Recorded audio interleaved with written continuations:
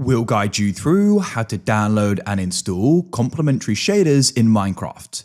If you find this useful, then consider subscribing and liking the video. Complementary shaders are one of my favorite shader packs for Minecraft.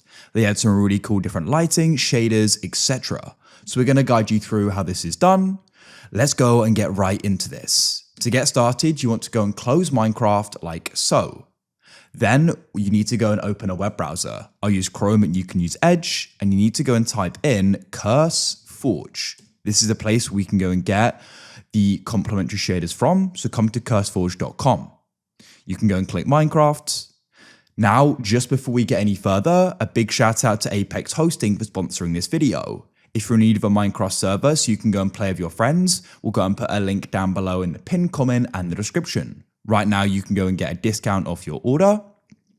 You can scroll down and you can go and see some of their great features. For example, 24/7 server support, so you can get help for your always online server. Automated backups, unlimited slots, a free subdomain. They're a really great host and they do different games as well. So check them out if you're interested.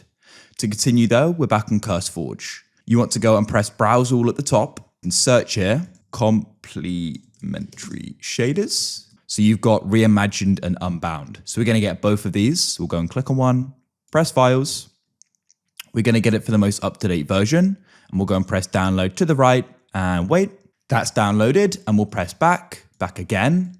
And we'll just go and grab the other pack as well. Next, we need to go and get what we're going to use to go and run the shaders. That's called Iris Shaders. So you can go and type that in like so.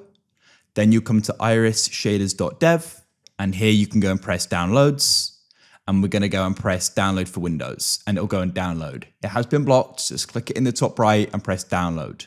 Come to the bottom and you can open your file explorer. Come into your downloads and you want to go and run Iris Installer. Double click on it. I've had this pop up, but we can press more info and press run anyway. I've ran it before, it's safe.